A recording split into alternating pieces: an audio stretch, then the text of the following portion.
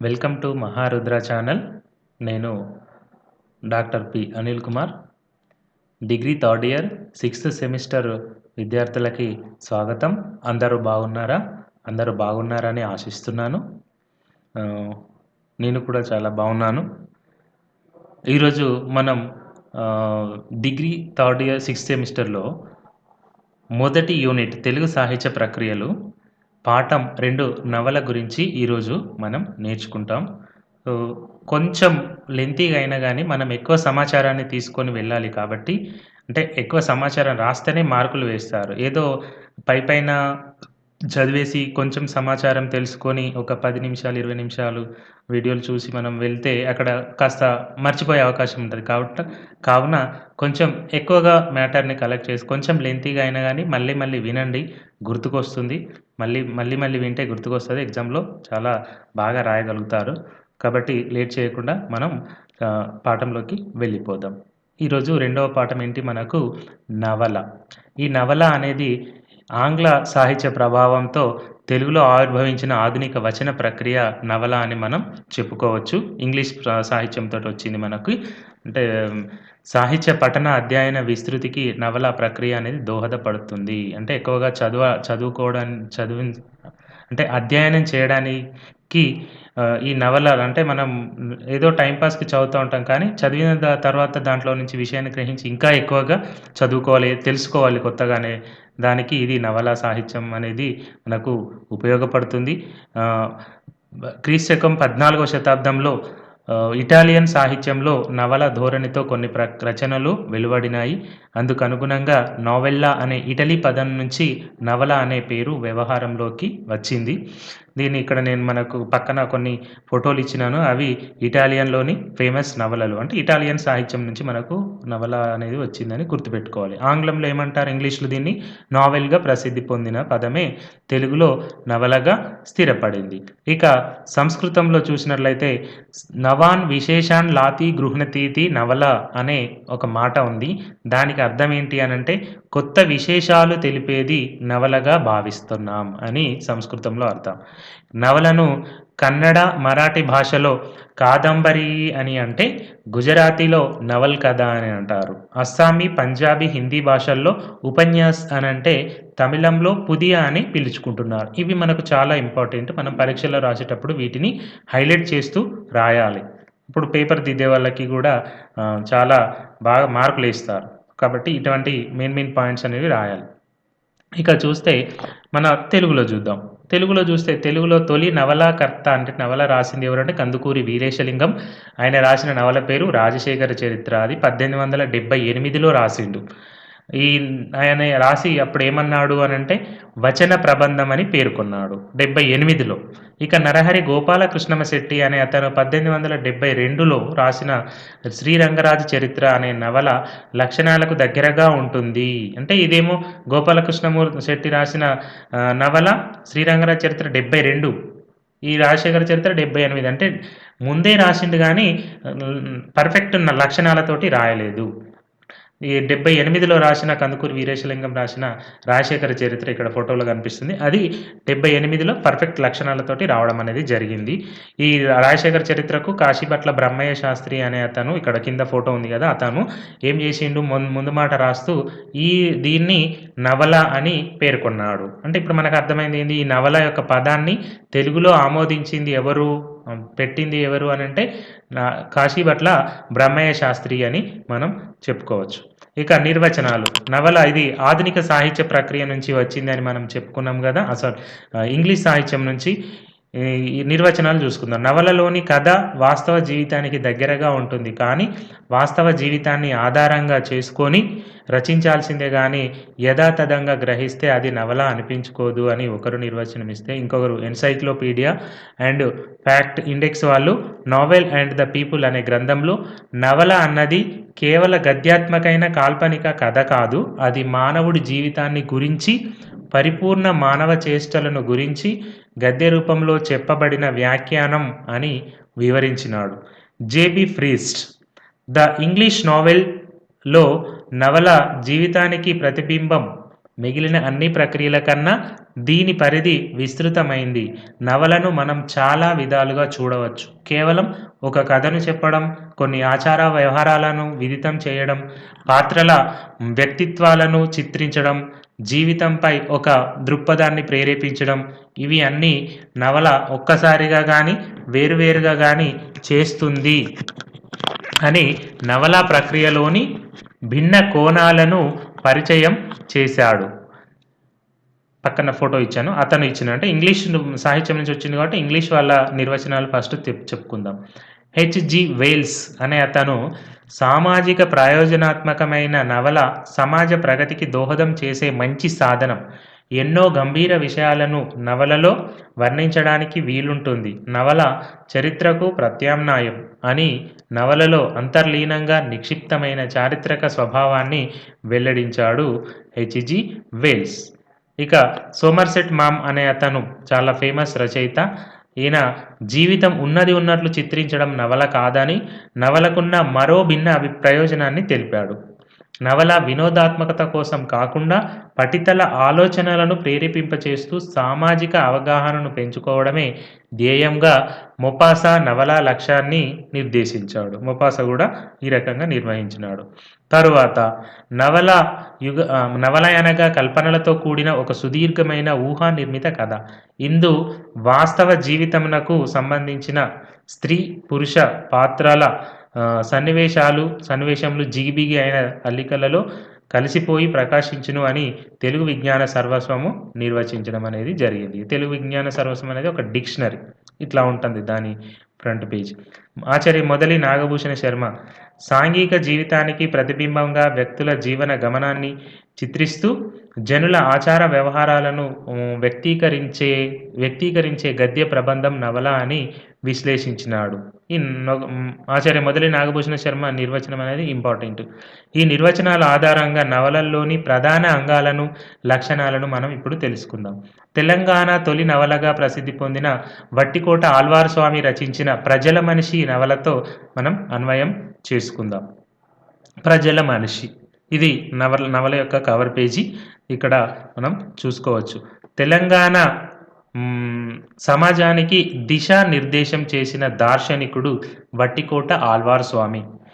తన తొలి నవల ప్రజల మనిషి 1952లో రచించాడు. ఇందులోని కథాకాలం 30 నుంచి 35. అంటే ఇక్కడ గమనించాలి, 30 నుంచి 35, 1930 నుంచి 35 మధ్య జరిగిన కాలాన్ని 1952లో అంటే దాదాపు చూడండి, మనకు 17 ఏళ్ళ తర్వాత నవలను రాయడం అనేది జరిగింది.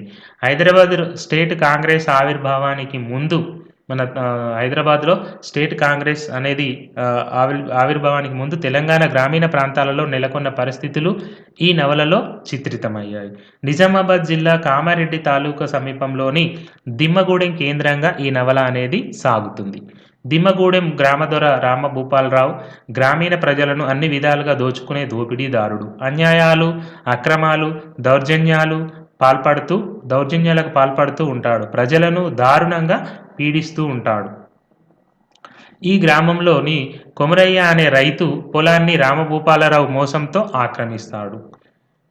ఆ కాలంలో దొరలు ఎవరు ఏది అడిగినా ఊర్లో వాళ్ళందరూ ఇవ్వాల్సిందే. ఈ కొమరయ్య పొలాన్ని కూడా రామభూపాలరావు మోసం చేసి ఆక్రమించుకుంటాడు. కొమరయ్య తల్లి సైతం దొరను ఎదిరిస్తుంది. కొమరయ్య దొరను ప్రశ్నిస్తాడు, కానీ తాను కోల్పోయిన భూమిని సాధించుకోలేకపోతాడు.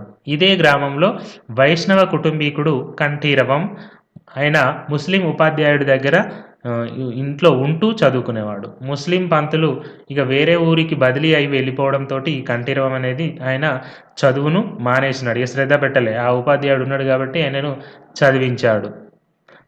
కాబట్టి కొమరయ్య కష్టించే మనస్తత్వాన్ని చూసి కంఠీరవం ఆత్మ సంఘర్షణకు లోనవుతాడు. అంటే పాపం కొమరయ్య భూమి కోసం చాలా కష్టపడతాడు కదా, దొర దగ్గర నుంచి భూమి తీసుకోవడానికి. దాన్ని చూసి ఈయన ఆత్మ సంఘర్షణకు లోనవి కంఠీరవంకు అన్నకు విభేదాలు వస్తాయి. కట్టుబట్టలతో నిజామాబాద్కు చేరుకుంటాడు.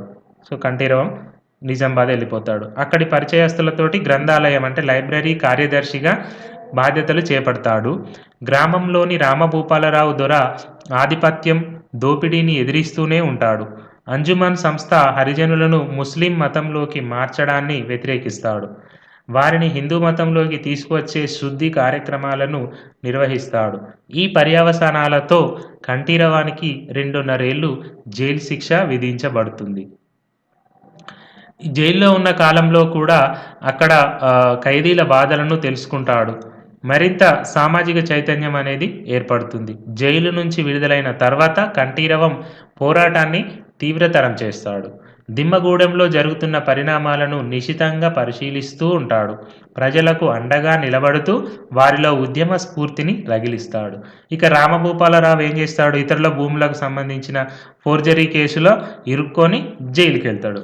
కొమరయ్య ఇతర మిత్రులు కోల్పోయిన భూమి వారికి అప్పుడు దక్కుతుంది. ఇక కంఠీరవం గ్రామంలో సామూహిక పంక్తి భోజనాలు అనంటే కుల, మత, వర్గ భేదాలు అనేటివి ఇప్పుడు ఎక్కువగా ఉండేవి. ఒక కులం వాళ్ళు ఒకరు దగ్గరికి వచ్చి భోజనాలు చేసేవాళ్ళు కాదు. సో, ఇట్లాగ అక్కడ నేను ఒక ఫోటో ఇవ్వడం అనేది జరిగింది. చూడండి. ముస్లిం వాళ్ళు హిందువులకు భోజనాలు వడ్డిస్తున్నారు. ఆదర్శంగా అంటే అట్లా ఆ రకంగా సహపంక్తి భోజనాలు, సహపంక్తి అందరూ కలిసి భోజనం చేయడం అనేది ఏర్పాటు చేసినాడు. అంతకుముందు వేరు వేరు ఉండే అనమాట. కులాలు వేరు, మతాలు వేరు అన్నట్టుగా ఉండే. ఈ కంఠీరవం అట్లాంటి భోజనాలు ఏర్పాటు చేసిండు. కుల మతాలకు అతీతంగా ప్రజలలో అభ్యుదయ భావాలను నెలకొల్పుతాడు. నిజాం ప్రభుత్వానికి వ్యతిరేకంగా హైదరాబాద్ స్టేట్ కాంగ్రెస్ ఉద్యమం చేపట్టింది. అప్పుడు కంఠీరవం, అతని మిత్రులు ఆ ఉద్యమంలో పాల్గొన్నారు. సత్యాగ్రహ కంఠీరవంతో సహా అందరూ జైలు పాలవుతారు. ప్రజల కోసం నిరంతరం తపించిపోతున్న సామాజిక సంక్షేమం కోసం ప్రజా ఉద్యమాలు నిర్వర్తిస్తూ చివరి వరకు పోరాట పదాన్ని కంఠీరవమే నిజమైన ప్రజల మనిషి. ఈ నవలలోని కంఠీరవమే వట్టికోట ఆళ్వారు స్వామిగా భావించవచ్చు మనం. అంటే రచయితనే దాంట్లో ఉన్న కంఠీరవం అనే పాత్ర అని మనం అనుకోవచ్చు. అంటే అతనికి జరిగిన సంఘటనల్ని ఇతివృత్తంగా తీసుకొని ప్రజల మనిషి అనే నవలను రాయడం అనేది జరిగింది. 1930, 1935 కాలం నాటి తెలంగాణ సామాజిక, ఆర్థిక, రాజకీయ పరిణామాలను ఒక సృజనాత్మక డాక్యుమెంటరీగాను ఈ నవల ప్రశంసలు అందుకోవడం అనేది జరిగింది. ఇక నవల వ్యావహారిక వచనంలో రాయడం అనేది జరిగింది. వ్యావహారిక వచనము అనంటే మనం చూడండి, మనం ఇళ్లల్లో మాట్లాడుకునే భాషలాగా. నవల అప్పుడు అంటే ఆ కాలంలో తెలంగాణ ప్రజలు ఏ రకంగా మాట్లాడుకున్నారో ఆ రకమైన వచనంలో రాయడం అనేది జరిగింది. వ్యవహారిక భాషలో సాధారణ ప్రజలకు, పాఠకులకు సైతం సులభంగా అర్థం చేసుకునే శైలిలో ఉంటుంది. వట్టికోట ఆళ్వార్ స్వామి ప్రజల మనిషి నవలను తెలంగాణ ప్రజల వాడుక భాషలో రచించాడు.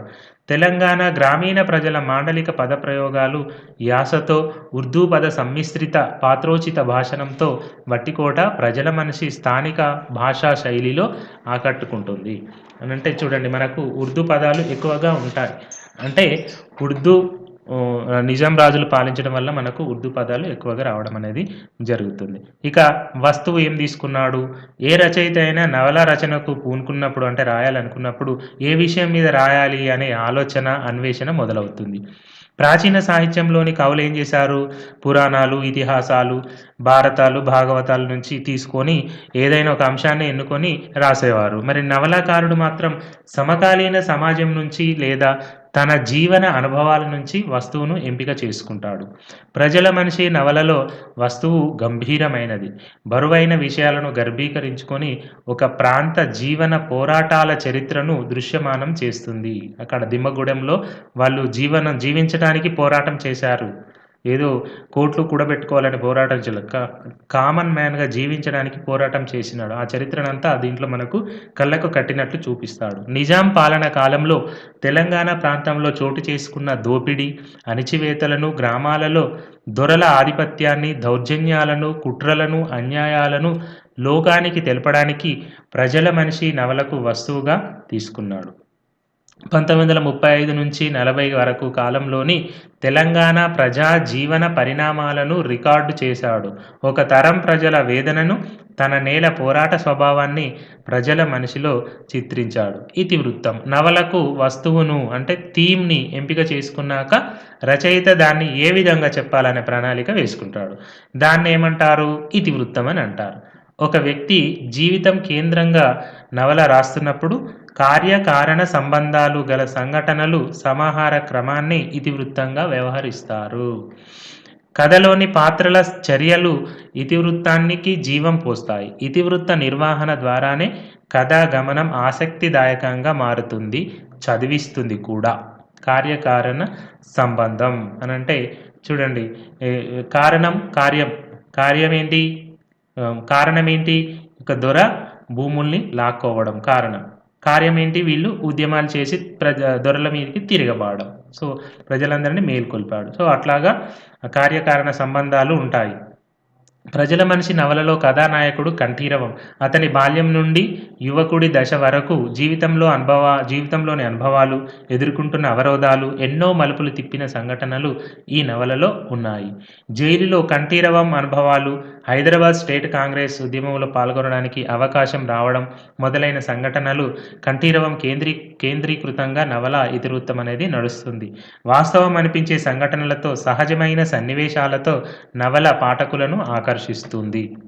సో, ఇట్లా పాత్ర చిత్రణ. నవల పాత్రలతో నడుస్తూ ఉంది. కథకు జీవశక్తిని అందించేవి పాత్రలు. అంటే ఈ పాత్రల గురించి ఒక ఇంగ్లీష్ రచయిత ఏమన్నాడు అంటే, నవల అనే ప్రక్రియకు పాత్రల కోసమే ఉద్భవించింది. నవల అనే ప్రక్రియ అని చెప్పి ప్రఖ్యాత రచయిత్రి వర్జీనియా వుల్ఫ్ మాటలు పాత్రల యొక్క ప్రాధాన్యాన్ని తెలుపుతాయి. అంటే పాత్రలే ప్రధానం అని చెప్పాడు. పాత్రల ద్వారానే పాఠకులలో విభిన్న భావోద్వేగాలు పుడతాయి. పాత్రల స్వభావాలు కథను మలుపు తిప్పుతాయి. ప్రజల మనిషి నవలలో అనేక పాత్రలు దర్శనమిస్తాయి. కథానాయకుడైన కంఠీరవం పోరాటశీలత, ఆదర్శ వ్యక్తిత్వం, నమ్మిన సిద్ధాంతం పట్ల నిబద్ధత, అభ్యుదయ దృక్పథం, ప్రజల సంక్షేమం కోసం త్యాగ గుణాలతో ప్రజల మనిషిగా నిలబడతాడు. ఈ నవలలో ముఖ్య ప్రధాన పాత్ర కొమరయ్య. కంఠీరవం భావజాలంతో ప్రశ్నించే తత్వంలో ప్రభావితుడై దొరలకు నిలదీసే ధైర్యవంతుడవుతాడు. కొమరయ్య దొరను ప్రశ్నించడం, ఎదురు తిరగడంతోనే ఊరంతా దొర మీద సామూహిక తిరుగుబాటు చేయడానికి ప్రేరణ కలిగిస్తుంది. ఒక దశలో కంఠీరవం స్థాయి పాత్రగా కొమరయ్య కనిపిస్తాడు. అంటే కొమరయ్య కూడా కంఠీరవంలాగా ఎదురు తిరుగుతాడు. నవలలో సంఘర్షణ తీవ్రతకు ప్రతి నాయకుడి చర్యలు ప్రధాన పాత్ర పోషిస్తాయి. సంఘర్షణ తీవ్రతకు అనంటే ఇక్కడ యుద్ధాన్ని కావచ్చు, లేదంటే తిరగబడడం కావచ్చు. ప్రతి నాయకుడు అంటే ఇక్కడ విలను ఎవరు? రామభూపాలరావు. ఆయన చేయడం వలన వీళ్ళందరూ తిరగబడతారు. ప్రతి నాయకుడు అంటే విలన్ లేకపోతే కథనం రక్తి కట్టదు కదా. సినిమాలో హీరో తర్వాత విలన్ ఉంటేనే కదా ఫైటింగ్ ఇవన్నీ ఉంటాయి. ఇక్కడ అన్ని మంచి చేసుకుంటూ పోతే విలన్ వచ్చి చెడు చేసుకుంటూ పోతాడు. అట్లా మనకు స్టోరీ అనేది రక్తి కట్టిస్తుంది. సో, అట్లాగా దృష్ట పాత్రగా రామభూపాలరావు అంటే విలన్ పాత్రగా రామభూపాల్ దొర స్వభావం ఆనాటి తెలంగాణ దొరల దురహంకారానికి నిలువెత్తు రూపం. పాత్రలన్నీ తెలంగాణ సమాజాన్ని ప్రతిబింబించే పాత్రలుగా వట్టికోట పునఃసృష్టి చేశాడు. సజీవ పాత్ర చిత్రణతో మానవ స్వభావాన్ని ఆవిష్కరించాడు. సన్నివేశాలు. నవల ఆసక్తిదాయకంగా రూపొందడంలో సన్నివేశాలు ప్రధానంగా సహాయపడతాయి. ఏ విధమైన మార్పులు లేని విషయాలను సంక్షిప్త కథనం ద్వారా చెబుతూ, అంటే కొన్ని మార్పులు చేయలేని వాటిని ఒక మాటలో చెప్పేస్తూ ముఖ్యమైన విషయాలను సన్నివేశాల్లో చూపుతాడు. ప్రజల మనిషిలో ఎన్నో ఉద్విగ్న భరిత సన్నివేశాలు మనకు కనిపిస్తాయి. కొమరయ్య పొలాన్ని దొర ఆక్రమించి అరకలు కట్టి దున్నిస్తాడు. దీనికి ఆగ్రహోదగ్నుడైన కొమరయ్య దొర ఇంటికి వెళ్ళిన సన్నివేశము ఉత్కంఠతను కలిగిస్తుంది. దిమ్మగూడెంలో చింతల చెరువు వేలాన్ని రహస్యంగా నిర్వహించి రామభూపాలరావు తన స్వంతం చేసుకుంటాడు. ఈ విషయం తెలిసిన ప్రజలు ఆగ్రహంతో చెరువులోకి దిగిన దొర నాగళ్లను విప్పి వేస్తారు. సో, ప్రజల తెగింపు ఈ సన్నివేశంలో ఒక అద్భుతాన్ని చూస్తున్నట్టుగా ఉంటుంది. ఇలాంటి సన్నివేశాలు నవలకు ఊపిరిని పోస్తాయి. డైలాగ్స్. మనుషుల మధ్య అంటే సంభాషణలు. మనుషుల మధ్య మాటలు అనుబంధాలను సృష్టిస్తాయి. ఈ మాటల ద్వారానే పాత్రల యొక్క వ్యక్తిత్వాలు అర్థమవుతాయి. పాత్రల సంభాషణలు అంటే మాటలు రచయిత దృక్పథాన్ని, ఆశయాన్ని ప్రతిబింబిస్తాయి. ప్రజల మనిషి నవల కొమరయ్య ప్రశ్నతో ప్రారంభమవుతుంది. ఎంతో ప్రేమతో పెంచుకుంటున్న ఆవులను దొర తోలుకుపోతాడన్నప్పటి నుండి కొమరయ్య దిగులు పడిపోతాడు. తండ్రి కోటయ్యతో జరిపే సంభాషణ పఠితల్లోనూ కొమరయ్యపై సానుభూతిని కలిగిస్తుంది. ఇక అంజుమాన్ ముస్లిం నాయకుడు హరిజనులను ముస్లిం మతంలోకి మార్చే ఉద్దేశంతో మాట్లాడే మాటలు, ఇస్లాం మతంలోకి మారిన హరిజనులను హిందూ మతంలోకి తిరిగి తీసుకువచ్చే ప్రయత్నంలో జరిగే వాదనాత్మక సంభాషణలు చరిత్రలోని యథార్థ సంఘటనలను, సామూహిక పరిణామాలను కళ్ళ ముందు కదలాడుతున్న అనుభూతిని కలిగిస్తాయి. వాతావరణం. నవలా కాలంలో నాటి నేపథ్య వాతావరణాన్ని వర్ణించడం ద్వారా పఠితలు అంటే చదివేవాళ్ళు ఆయా ప్రాంతాలలో సంచరిస్తున్న అనుభూతి కలుగుతుంది. ఆహ్, మార్కెట్‌లో కావచ్చు, స్కూల్‌లో కావచ్చు, అక్కడ సన్నివేశాలు చిత్రిస్తుంటే మనం అక్కడ ఉన్నట్టుగా అనిపిస్తుంది. సో, అట్లా వాతావరణ చిత్రణ అనేది నవలకు చాలా ముఖ్యమైనది. ఎన్నుకున్న దేశ, కాలమాన పరిస్థితులను చూస్తున్నట్లుగా చిత్రించడం వల్ల నవల వాస్తవికతను సంతరించుకుంటుంది. అంటే అది ఏ టైంలో తీస్తున్నారు. మనం సినిమాలలో చూస్తాం. కొన్ని కొన్ని పాతకాలం నాటి సినిమాలలో ఇప్పుడు తీసినా గానీ, ఆ పాతకాలంలో ఏ రకంగా ఉండినో అట్లా ద చిత్రీకరిస్తారనమాట. దృశ్యమానం మనకు చూపిస్తారు. సో, అట్లా క్రికెట్ క్రీడా ప్రాంతంలో నేపథ్యంలో నవల రాస్తున్నప్పుడు పాఠకులు క్రికెట్ గ్రౌండ్‌లో క్రీడాకారులుగా మారిపోయి ఫీల్డింగ్ చేస్తున్నట్లు అనిపించాలి. వాతావరణం అట్లా చిత్రించాలి. ప్రజల మనిషి చదువుతుంటే 1930ల కాలంలోకి వెళ్ళిపోతాం. ఆనాటి తెలంగాణ గ్రామాల్లో తిరుగుతూ ఉంటాం. ఇక దౌర్జన్యంగా దొర అరకలు, కొమురయ్య బావి చేనంతా దున్నినప్పుడు జరిగిన ప్రతిఘటన గ్రామాల్లోని ఆనాటి పరిస్థితులకు అద్దం పడుతుంది. కొమురయ్య తల్లి అన్నమ్మ పడే దుఃఖం సామూహిక దుఃఖంగా భావించవచ్చు. ఆ ఒక్క తల్లి దుఃఖమే కాదు, ఆ ఊర్లోని అందరి తల్లుల దుఃఖం అట్లా చిత్రించాడు. ఇక్కడ గ్రంథాలయం చూడండి. గ్రంథాలయంలో ఏ రకంగా ఉంటుంది వాతావరణం అనేది చుట్టూ బొమ్మలు ఉంటాయి. అంటే అట్లాంటి వాతావరణం అనేది మనకు చూడగానే ఇక్కడ ఈ నవలలో గూడా ఒక లైబ్రరీని ఆయన వివరిస్తూ ఉంటాడు. అట్లా మనం ఒక లైబ్రరీలో ఉన్నట్టుగా అనిపిస్తుంది. కంఠీరవానికి ఆ గ్రంథాలయం కన్నులకు ఇంపుగా తోచింది. అల్మారాలో అందంగా పేర్చబడిన పుస్తకాలు, అంతా నిశ్శబ్దంగా కూర్చొని చదువుతూ ఉన్న చదువులు. మనం ఇక్కడ స్టోరీలో చెప్పుకున్నాం గదా! కంఠీరవం తన అన్నతో విభేదం ఏర్పరచుకొని నిజామాబాద్ వెళ్లి అక్కడ గ్రంథాలయ చైర్మన్‌గా చదువుతాడనుకున్నాం గదా! ఆ గ్రంథాలయానికి వెళ్ళిన క్రమంలో అక్కడ చిత్రించిన సంఘటనలు. అప్పుడే గ్రంథాలయంలోకి ప్రవేశించి ఒకరినొకరు మందహాసంతో నమస్కరించుకోవడం కంఠీరవానికి ఆనందంగా తోచింది. ఆ గ్రంథాలయ ఆవరణలో 4 వైపులా గోడలకు తగిలించి ఉన్న ఫోటోలను ఒక్కొక్కటి చూస్తూ ఆ ఆవరణమంతా తిరిగాడు. గాంధీ, గోఖలే, తిలక్, మోతీలాల్‌జీ, లజపతిరాయ్, ఆహ్, జవహర్‌లాల్ నెహ్రూ, సరోజినీ దేవి, విఠల్‌భాయి పటేల్, డాక్టర్ అన్సారీ, కమలా నెహ్రూ, స్వరూపరాణి నెహ్రూ, కమలాదేవి చటోపాధ్యాయ, సుభాష్ చంద్రబోస్ ఇలాంటి చిత్రాలన్నీ తగిలించబడి ఉండడాన్ని చూస్తాడు. మనకు ఒక వాతావరణాన్ని కలిగిస్తాడు. ఆ పటాలలో అచ్చైన పేర్లన్నీ ఇంగ్లీష్ భాషలో ఉన్నందువల్ల వారంతా ఎవరో కంఠీరవానికి అర్థం కాలేదు. అన్ని పటాల కంటే పెద్దగా ఉండి ప్రధానమైన స్థలంలో ఉన్న నిజాం పటంను మాత్రం కంఠీరవం గుర్తుపట్టాడు. వరుసగా బల్లలు, వాటికి 2 వైపులా కుర్చీలు, బల్లలపైన దిన, వార, మాస పక్ష పత్రికలను పెట్టబడి ఉన్నాయి. ఆ రోజులలో గ్రంథాలయాలు ఉద్యమ చైతన్యాన్ని కలిగించే సమావేశ కేంద్రాలుగాను పనిచేశాయి. ఇక 1930ల కాలంలో గ్రంథాలయ వాతావరణాన్ని దృశ్యీకరణ చేశాడు. నవల ప్రారంభం, ముగింపు. దీన్నే ఏమంటారు అంటే ఎత్తుగడ అంటారు. ప్రజల మనిషి నవల కూడా ఒక ప్రణాళికాబద్ధంగా ప్రారంభమవుతుంది. నవలలోని మొదటి పేరాలోనే రచయిత నవల యొక్క సందేశాన్ని పొందుపరిచాడు. నాటక ప్రారంభంలోని నాంది పద్యంలాగా ఈ పేరాలోని వర్ణిత అంశాలు, చిన్న సన్నివేశాలు నవలలోని పోరాటాల్ని ప్రతీకాత్మకంగా ఇస్తాయి. తెల్లవారుజామున మొదలై అప్పుడే వర్షం వెలిసింది. ప్రజలు ఇళ్లల్లో నుండి బయటకి వచ్చి తమ దైనందిన కార్యకలాపాల్లో లీనమయ్యారు. రైతులు తమ పశువులను దొడ్లో నుండి బయటికి వదిలి వీధిలో ఎత్తైన ప్రదేశంలో నీరు నిలవని చోట ఎండుగడ్డి వేశారు. బాటన పోయే ఒక ఆవు గడ్డిలో మూతి పెట్టబోయింది. తన హక్కును హరించబోతున్నదనే కోపంతో గడ్డి తింటున్న ఎద్దు ఆవును కుమ్మపోయింది. చేతికర్రతో ఎండుగడ్డిని కిందుమీది చేస్తున్న కోటయ్య పరీక్షగా తన ఎద్దును చూచాడు. అందరికీ సంబంధించినదిగా తలచబడే వస్తువును ఇతరులు హరించబోతుంటే అడ్డుపడి రక్షించుకునే ఆలోచన తన ఎద్దుకు కలిగినందుకు, మానవుని ప్రవృత్తి తన ఎద్దుకు అలవడినందుకు ఆనందిస్తూ కోటయ్య కొట్టంలోకి వెళ్ళాడు. నవల ప్రారంభంలోనే 2 ఎద్దులలో ఒకటి దొరకు, రెండవది తెలంగాణ ప్రజలకు ప్రతీక అంటే సింబల్. తమ హక్కులను కాలదాన్నుతూ తమ వారసత్వ సంపదను, శ్రమను దోచుకుంటున్న దొర మీద జరిపే తిరుగుబాటు పోరాటమే ప్రజల మనిషి నవల సారాంశంగా సూచించాడు వట్టికోట. పాలకుల శ్రమ దోపిడీ, శ్రామికుల తిరుగుబాటు పునాది మీద ఆళ్వార్ స్వామి ఈ నవలను నిర్మించాడు. ఎద్దు మీద రచయిత చేసిన వ్యాఖ్యానం మనిషి జీవితంలో ఎలా ఉంటుందో తెలుసుకోవాలన్న ఉత్సాహం పాఠకునిలో కలిగించి నవలను చదివిస్తుంది అని ప్రముఖ విమర్శకుడు రాజపాలెం చంద్రశేఖర్ రెడ్డి విశ్లేషించడం. ముగింపు. ఓకే. ప్రారంభం అట్లా చేస్తే ముగింపు ఏ రకంగా ఉండాలి? ప్రజల మనిషి నవల ముగింపుకు కూడా ప్రత్యేకంగా చెప్పుకోవాలి. ప్రజల మనిషిలోని ముగింపు కొన్ని పరిష్కారాలను, ప్రయోజనాలను చూపుతుంది. కొమరయ్య, కంఠీరవం నవల ఆరంభంలో చేసిన ప్రశ్నలకు కొన్ని సమాధానాలు దొరుకుతాయి. కొన్ని ప్రశ్నలు మిగిలిపోయే ఉంటాయి.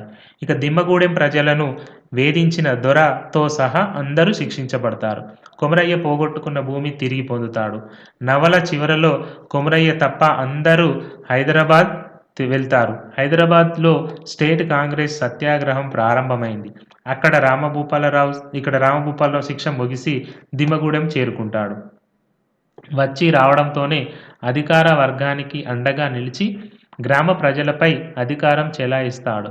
గ్రంథాలయం మూతపడుతుంది. రామభూపాలరావును జైల్లో పెట్టించిన వెంకటేశ్వరరావు ఇల్లు పోలీసుల కేంద్రమైంది. హైదరాబాదులో వెంకటేశ్వరరావు, బషీరు, కంఠీరవం, పరంధామయ్య, విజయదేవు సత్యాగ్రహం చేస్తూ నిర్బంధించబడ్డారు అని నవల ముగుస్తుంది. ఈ నవలలోని కంఠీరవం వట్టికోట ఆళ్వార్ స్వామికి ప్రతిరూపం. నిజమైన ప్రజల మనిషియే ఆళ్వార్ స్వామి అని చెప్పుకోవచ్చు. నవల పఠనం వ్యక్తిత్వ వికాసానికి దారులు తీస్తుంది. మానవీయ విలువలు పెంపొందుతాయి. నవలను చదువుతూనే దాని రచన, నిర్మాణాంశాలను పరిశీలించడం ద్వారా పాఠకుడు రచయితగా మారడానికి పునాదులు ఏర్పడతాయి. ఆ దిశగా నవల పఠనాన్ని ప్రేరేపిస్తుంది. ఇది ప్రజల మనిషి నవల. ధన్యవాదాలు. ఈ వివరణ గనక మీకు నచ్చినట్లయితే మా ఛానల్ని సబ్స్క్రైబ్ చేయండి, లైక్ చేయండి. మీ మిత్రులకి షేర్ చేయడం వల్ల చాలామంది తెలుసుకుంటారు. కాబట్టి ఎక్కువగా సమాచారం ఇచ్చే ప్రయత్నం చేశాను. ధన్యవాదాలు.